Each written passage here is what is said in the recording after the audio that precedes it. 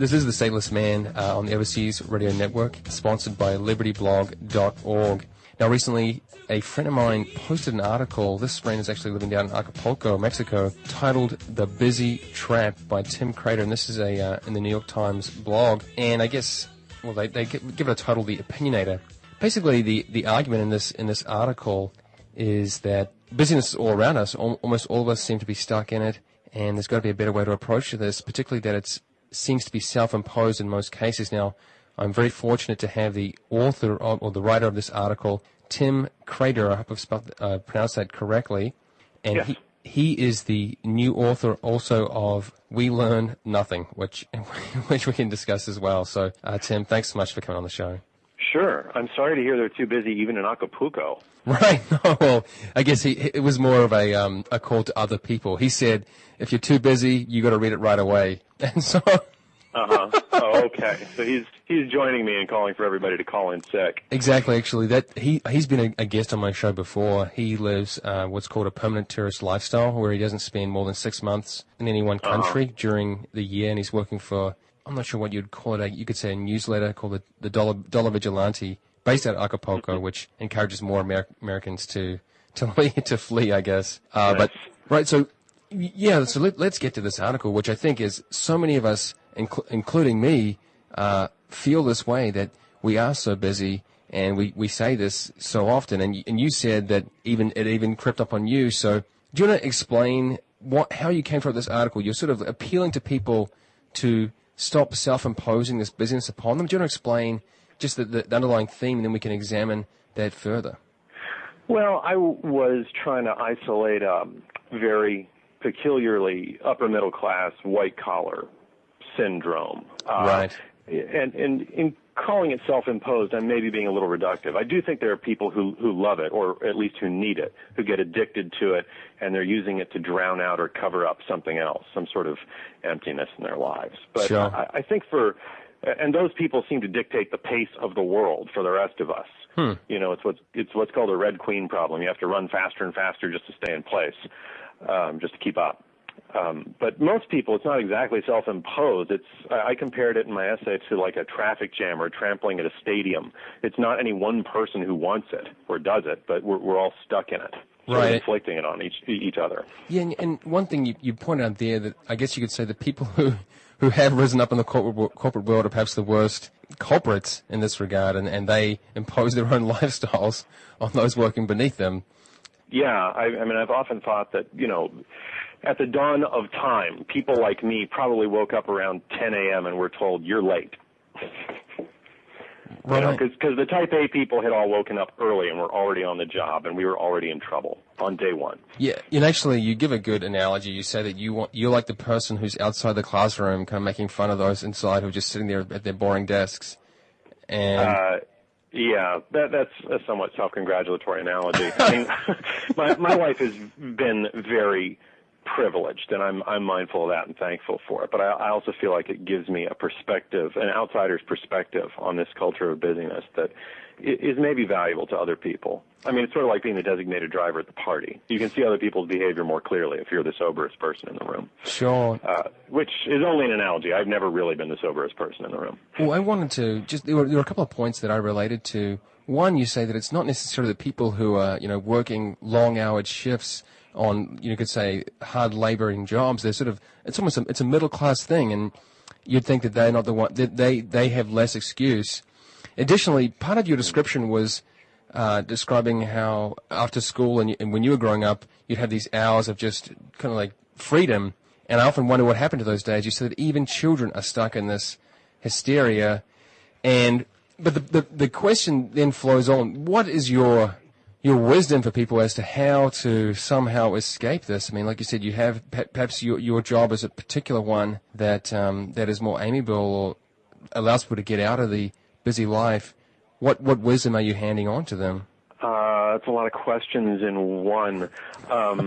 Yeah, I don't know if I'm in the business of handing out answers or advice. I'm not a self-help author. I mean, like I said, I'm mostly just trying to be a bad example. I don't think that this is the way the world needs to be, because it hasn't always been this way. I mean, as you said, when I don't know how old you are, but I'm 45, and when I was a kid, it was the 70s. I was a latchkey kid.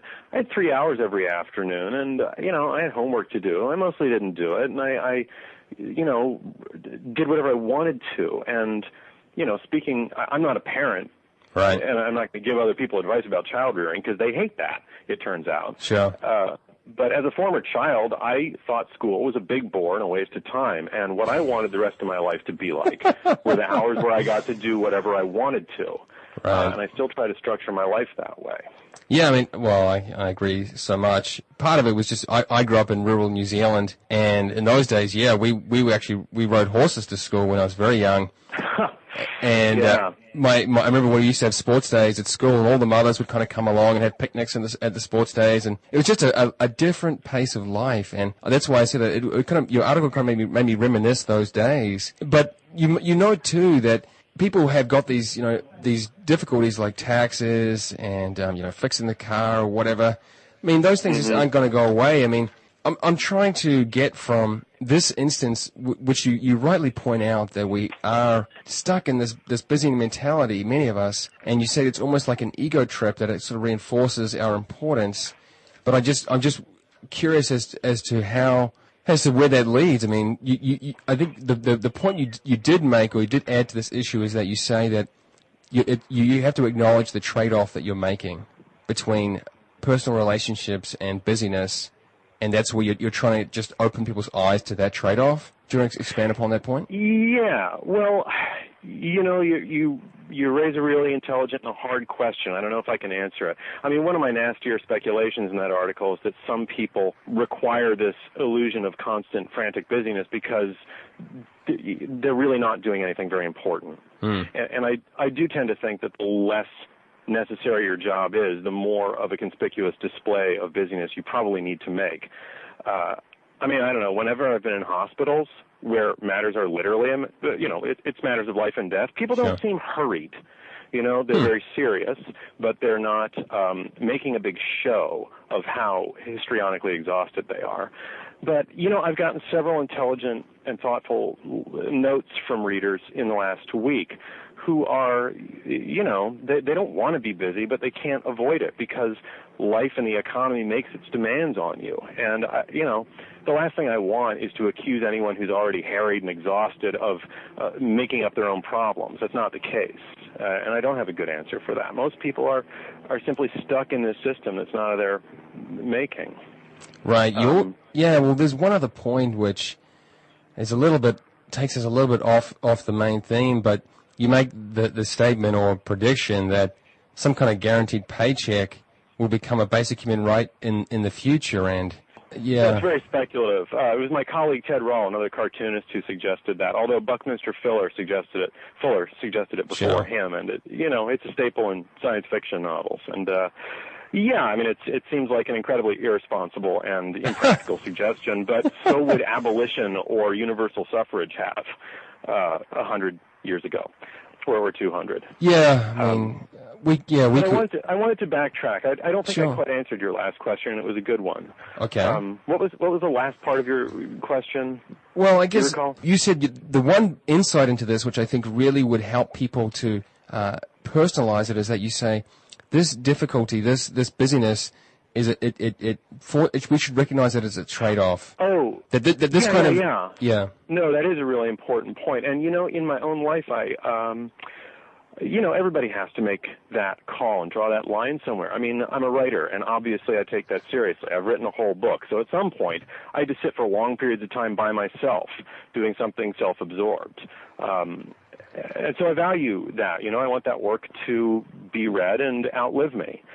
But I balance that against the desire to enjoy my life while it's going on and to spend time with people I love. And I am a lazy person and would, all other things being equal, rather goof off with my friends than absolutely anything else in the world. I really have to deprive myself of any more fun alternatives to get myself to write. Right. Which is why I call myself the laziest ambitious person I know. Sure. Most of my friends are a lot more diligent than me, and it's very hard to tear them away from their work. Although, my deadline for this book was, please hand this in a year and a half from now. And most people have deadlines that are much shorter term than that. Right. Gosh, yeah, so many stories I want to input there, but we've only got about a minute left. Your book is just out, and I just received the review copy about half an hour before this interview. It's We Learn Nothing, and I read an excerpt about how you sort of had a glimpse at... you sort of received a new perspective and a near-death experience. Now, why should people be interested in this book? I mean, it's entertainment, it's kind of reflection. Do you want to just give people a brief synopsis as to what We Learn Nothing is about? I mean, it is... Yeah.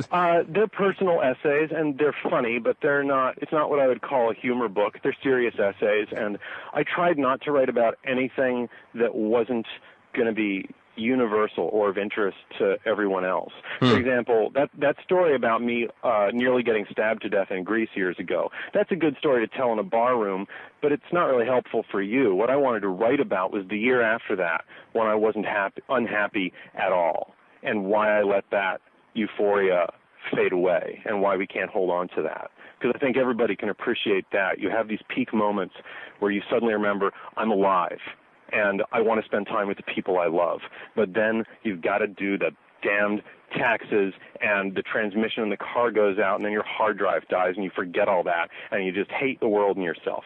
And that's the kind of experience that I'm trying to use that as a metaphor for. They're not just funny stories about interesting things that happen to me. I tried really hard to make every essay about something serious and real, the kind of stuff that you usually talk about at the end of the day at last call. Sure, but the headline is this kind of hyperbole that I guess we come to expect from books, We Learn Nothing. Do you want to just clarify what you meant by that headline? Oh, I used to be a cartoonist, and I think I name books and essays in the same way I used to name cartoons. They have to be funny, and they have to sound good. That's something that my best friend and I often say to each other as a kind of refrain or call and response in our late-night phone calls. What do we learn? We learn nothing. I see. So don't read into it too much. Okay. Well, Tim Kreider, the book is We Learn Nothing, and I think it's going for around $15 on Amazon.com right now. I'm going to post a link to this on my page. It's thestatelessman.com.